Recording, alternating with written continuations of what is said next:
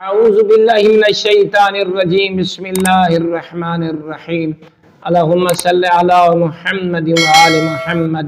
مومنین مومنات مسلمین مسلمات، آج دا سادہ پیغام، آج دا سادہ گفتگو، آج دا سادہ موضوع اور آج دا سادہ ٹاپک ہے کہ 5 ذی الحجہ یہ بھی ایک مبارک دی ہے، بڑا باعظمت دی ہے۔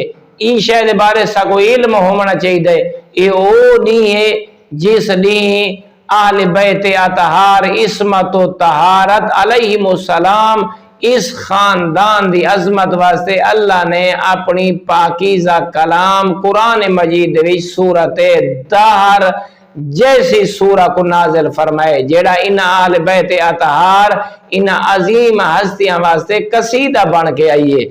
اے ہستیاں 5 ذی الحجہ کو ان ہستیاں نے 3 روزے رکھے، اور جلے 3 روزے رکھے مومنین مومنات مسلمین مسلمات، جلے افطاری دا وقت ہویا انہاں دے دروازے تے کہیں ویلے یتیم آ گئے، کہیں ویلے مسکین آ گئے، کہیں ویلے اسیر آ گئے۔ انہاں ہستیاں نے اپنی افطاری دا سارا سامان یتیمہ مسکینہ تے اسیرہ دے حوالے کر دیتا، خود پانی دے نال روزہ افطار فرمایا۔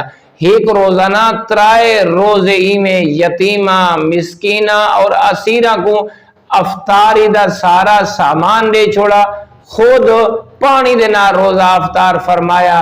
بات اللہ رب العزت نے انہاں ہستیاں دی عظمت کو بیان کرنے واسطے، پاکیزگی کو بیان کرنے واسطے، یتیمہ تے مسکینہ دے نال ہمدردی کو بیان کرنے واسطے انہاں ہستیاں دے فضائل دے طور تے سورۃ دہر کو قصیدہ بنا کے اپنے کلام قرآن دے وچ نازل فرمایا۔